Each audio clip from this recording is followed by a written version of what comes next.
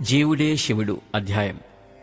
రావుగారి ప్రశ్న: మానవునికి భగవంతునికి కామన్ నిర్వచనంగా నీవిచ్చిన జ్ఞాన స్వరూపం ప్రతి మానవునికి భగవంతునితో గల సన్నిహిత సంబంధాన్ని నిర్ధారిస్తున్న అంశం.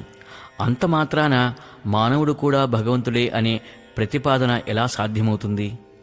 ఏ సమయంలో ఏ పరిస్థితుల్లో ఇది సాధ్యమవుతుంది? శాస్త్రి గారు: నేను గురించి సంపూర్ణ సమాచారం తెలుసుకోవటం కోసం మనం మళ్ళీ జాగ్రత్త, స్వప్న, సుషుప్తావస్థలలో ప్రతి మానవుని పరిస్థితి ఎలా ఉంటుందో విస్తారంగా పరిశీలించాల్సి ఉంటుంది. జాగ్రత్త దశలో త్రిపుటి లేని ఎడల మనకు వస్తుజ్ఞానము కలగదు. ద్రష్ట దృశ్యములు రెండు వేరైనవని వాటిని విభజించి చూడటం అనివార్యమైన స్థితి ఇది. ఒకసారి బాహ్య వస్తువులు, మరొకసారి అంతరములైన శరీర అవయవాలు, సుఖదుఖాలు మొదలగు వాని జ్ఞానాలే దృశ్యములవుతున్నవి. సమగ్రమైన జాగ్రత్త అవస్థలోని అనేకమైన ఉనికి జ్ఞాన సుఖాలన్నిటినీ గమనిస్తున్న ఒక సాక్షి ఉన్నట్లుగా మన అనుభవంలో ఉంది. ఏ సాధనము లేక ఇలా నేరుగా సమగ్రమైన జాగ్రత్త అవస్థలంతనూ తెలుసుకొను మన స్వరూపమును సాక్షి అంటాము. ఈ సాక్షే జ్ఞానస్వరూపము, జ్ఞానమూలము కూడా. దినాంతంలో డైరీ రాసే అలవాటున్న వారికి ఇది బాగా అనుభవమే. రోజంతా జరిగిన విషయాలను, సంఘటనలను రాత్రికి సాక్షిరూపంగా స్మృతిలోనికి తెచ్చుకొని వాటిని నిష్పాక్షిక దృష్టితో డైరీలో నమోదు చేస్తూ ఉంటారు. స్వప్నదశ. స్వప్నావస్థలోని మనస్సు తనదైన మరో సృష్టిని కల్పించుకుంటుందని చూశాం.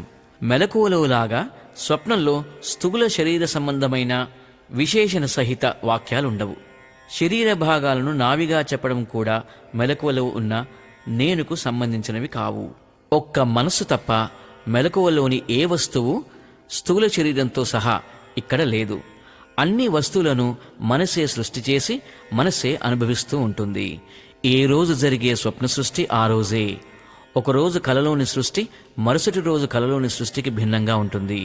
మొత్తం స్వప్నస్థితిని నిష్పాక్షికంగా గమనిస్తూ ఉండిన ఒక సాక్షి స్వరూపమైన నేను ఇక్కడా ఉంది. సాక్షి చైతన్యం స్వప్నావస్థలో ద్రష్టగా ఉంటుంది. అదే సమయంలో దృశ్యంగానూ ఉంటుంది, దర్శన క్రియగానూ ఉంటుంది. త్రిపాత్రాభినయం అన్నమాట. మెలకువ వచ్చిన తరువాత ఈ సాక్షియే స్మృతి రూపంలో పూర్వ స్వప్నానుభవ విషయాలను వివరిస్తాడు. పూర్వానుభవం లేనిదే స్మృతి ఉండే వీలు లేదు. జాగ్రత్త అవస్థలో స్వప్నావస్థలో వలె అన్ని భేదాలు గల ఉనికి జ్ఞాన సుఖాలు లేవు. కానీ వీటికి తక్కువ స్థాయిలో కొద్ది భేదాలు ఇక్కడ ఉన్నవి. త్రిపుటి కూడా ఉంది.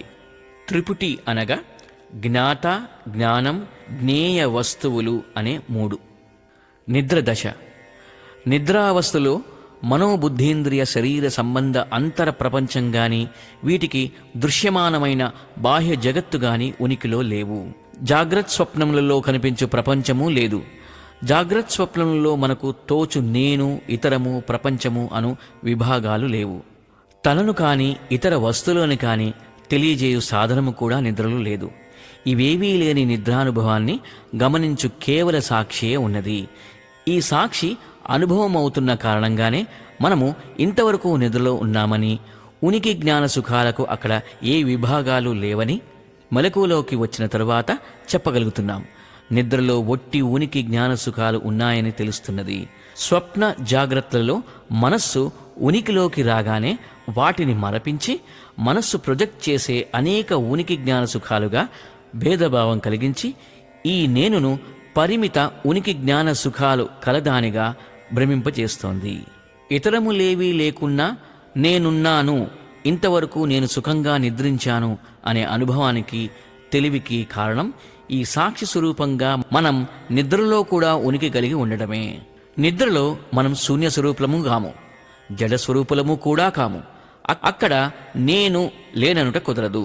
నిద్రలో మనోబుద్ధీంద్రియ శరీరాలు లేకపోయినా నేనున్నానంటే అనేవి నేను కాననే అర్థం. ఇంకా లోతుగా ఆలోచిస్తే ఆత్మ నిద్రయందు సాక్షి కూడా కాదు. అనుభవింపదగిన వస్తువేదైనా ఉంటే ఆత్మను సాక్షి అంటాము. కానీ నిద్రలో ఆత్మ కంటే వేరైనదేదీ లేదుగాన అనుభవింపదగిన వస్తువేదీ లేదు. అక్కడ ఆత్మ అంతర్విషయము, బహిర్విషయము అనే విభాగాలేవీ లేక ఉనికి ఎరుక ఒక్కటైన శుద్ధ స్వరూపమై ఉంటుంది. ఇతర అవస్థల్లో నేను, నా తెలివికి కనిపించు ప్రపంచము, దానితో నా వ్యవహారము మొదలగువన్నీ నిద్రలో ఆత్మలోనే అణగి ఉంటాయి. ఆత్మ లేనిదే మూడవస్థలు ఉండజాలవు. అవస్థల ఉనికి ఆత్మ నుండి అరువు తెచ్చుకున్న ఉనికియే గాని స్వతంత్ర అవస్థలు కావు. మూడవస్థల్లో ఒకటి ఉండగా మిగతా రెండు ఉండజాలవు. వీటికి పరస్పర సంబంధం లేదు. అవస్థలు వాటిలోని జ్ఞానాలు వేరువేరుగా కలుగుతున్నవి. మూడవస్థలు నాకే కలుగుతున్నవి అని వాటి రాకపోకలను తెలుసుకునే మన స్వరూపమే ఈ సాక్షి. అవస్థాత్రయంలో రోజుకు తిరుగుతున్నవాడు జీవుడు. అవస్థాత్రయ సాక్షి అయిన జీవుడే ఆత్మ లేక బ్రహ్మము. ద్రష్ట లేక సాక్షి అయిన మన స్వరూపము లేనిదే ఏ అవస్థయే గాని ప్రతీతము కాజాలదు. మూడవస్థల్లో అనుస్యూతంగా అవస్థలను విడవకుండా ఉండే సాక్షియే ఆత్మ. సాక్షి ఏ అవస్థకు కట్టుబడి లేడు.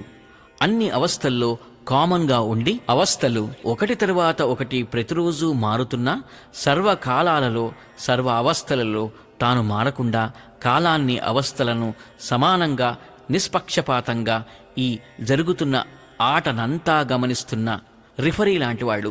అవస్థల్లో జరుగుతున్న దృశ్యాలతో సంబంధం లేనివాడు అనగా అసంగుడు. ఇలా మూడవస్థలకు సాక్షిగా ఉన్న మన స్వరూపమే అనగా ఆత్మయే నేనను పదము లేదా శబ్దమునకు నిజమైన అర్థము లేదా నిర్వచనము. ఇది నేనుకు నిర్వచనం నంబర్ 3. స్వప్నమున జాగ్రత్త ప్రపంచము లేదు. నిద్రలో జాగ్రత్త ప్రపంచము గాని స్వప్న ప్రపంచము గాని పూర్తిగా లేవు. అందువల్ల అవస్థలను వదిలి ఏ ప్రపంచము ఎక్కడా ప్రత్యేకముగా లేదు. సచ్చిత్ ఆనందాలు ఆత్మకు ధర్మములు కావు. అవి దాని స్వభావాలు కూడా కావు. అవి ఆత్మస్వరూపము. ఆత్మ ఉనికి జ్ఞాన సుఖాలు గలది కాదు. ఇలా అంటే ఆత్మ వేరు, సచిదానందాలు వేరు అనే అపార్థం వస్తుంది. అన్నీ కలిపిన ఒకే జ్ఞాన స్వరూపము ఆత్మ. సచిదానందాలు ఆత్మకు ఇతర వస్తువు నుండి సంక్రమించినవి కావు. అవస్థలున్నా లేకపోయినా ఆత్మ తన స్వరూపమైన సచిదానందాలను విడిచి ఉండజాలదు.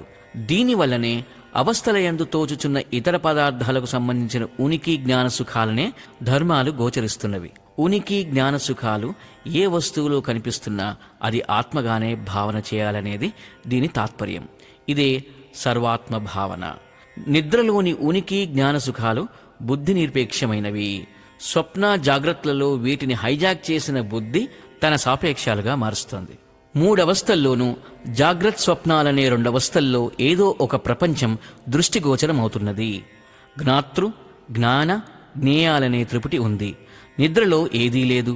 కాబట్టి జాగ్రత్త స్వప్నాలను ఒకే రకమైనవిగా పరిగణించి జాగ్రత్త స్వప్నాలు నిద్రావస్థలను గురించి మనం చెప్పుకున్న వివరాలను కొన్నిటిని ఈ క్రింద క్రోడీకరించి చూద్దాం.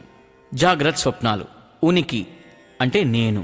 అనేక విశేషాలతో కూడిన భేదాలుగా ఖండితమవుతున్న నేనుకు అనేక విశేషణాలు తోకలు తగిలిస్తున్నాము. జ్ఞానం అంటే తెలివి. ఇది కూడా ఖండితమవుతున్నది, రాకపోకలు కలిగి ఉన్నది. ఇక్కడి జ్ఞానాలన్నీ వృత్తి జ్ఞానాలు. సుఖం అంటే ఆనందం. పంచేంద్రియాలు అందించిన ప్రాపంచిక వస్తువుల, వ్యక్తుల, సంఘటనల వల్ల బాహ్య పదార్థాల సంపర్కం మనస్సు అనుభవించే సుఖాలు కూడా అనేక విధాలుగా భాగాలుగా ఖండితమవుతున్నవి. ఇది నాకు సుఖముగా ఉన్నది అనే భావన కలదు.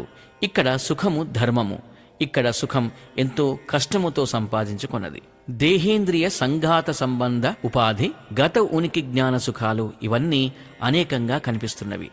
నీవు, ఇతరము, ప్రపంచ విభాగ సాపేక్షంగానే నేను ఉంటుంది, కానీ వట్టిగా ఉండజాలదు. త్రిపుటి లేనిదే ఇక్కడ ఉనికి జ్ఞాన సుఖాలు ఉండటం సంభవం కాదు. ఉనికి జ్ఞాన సుఖాలను నావిగా లేదా నా సంబంధ వస్తువులుగా లేదా నేను కాదన్నట్లుగా మాట్లాడుతున్నాము. నేను నా జ్ఞానము అను విభాగము కలదు. అనేక విధాల స్పందనలకు లోనవుతున్న మనస్సు స్పందిస్తున్న వస్తు సముదాయంతో కూడిన లేదా డైనమిక్గా ఉన్న దృశ్యమాన జగత్తును మన ముందుంచుతున్నది.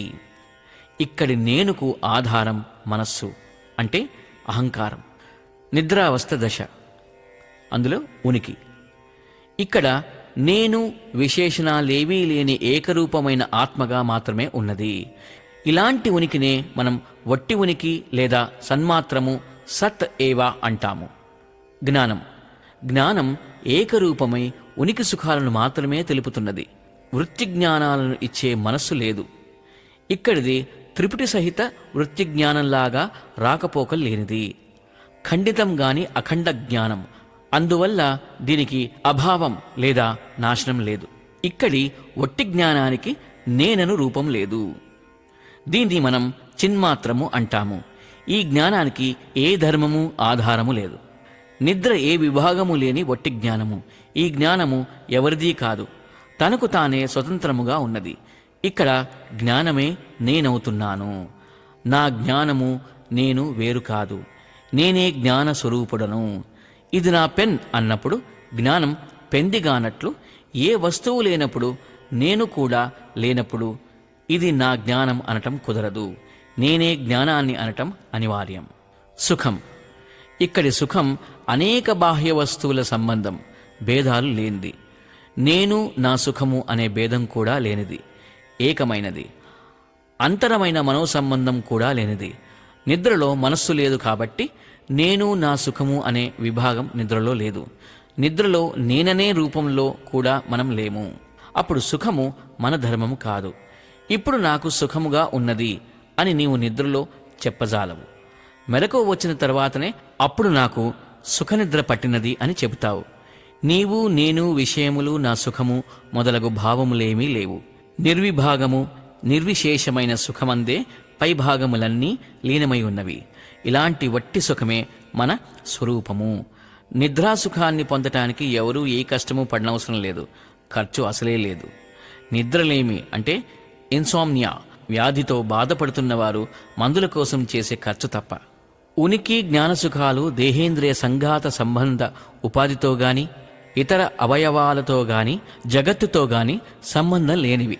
వస్తు, వ్యక్తి, గుణ జగన్నిరపేక్షములైన వట్టి ఉనికి జ్ఞాన సుఖాలు మాత్రమే నిద్రలో ఉన్నవి. దుఃఖం ఏమాత్రం లేదు. ఇవన్నీ ఉన్న నేనుకు నిద్రలో నామరూపాలు కూడా లేవు. వీటిని నావిగా చెప్పడం ఎంతమాత్రం కుదరదు. నేను రూపంలో నిద్రలో ఏదీ లేదు. నా స్వరూపమే ఉనికి జ్ఞాన సుఖాలు అని చెప్పటం అనివార్యమవుతుంది. స్పందనలు లేని మనస్సు నిద్రలోని నిర్విశేష జ్ఞానమందులీనమైన మనోబుద్ధుల జ్ఞానాలతో జగత్ సంబంధ స్పందనలు ఆగిపోయి అంతరబాహ్య జగత్తు కనపడకుండా పోతుందని మనకు నిద్రలో తెలుస్తున్నది. ఏ ఒక్క విషయము, విభాగము, స్పందన లేని నిర్వికల్పకానుభవము. నిద్రలోని నేనుకు ఆధారం ఏదీ లేదు, నిరాధారమైనది. ఆత్మయే నేను కాబట్టి ఆత్మ నాకు ఆధారం అనటానికి వీల్లేదు.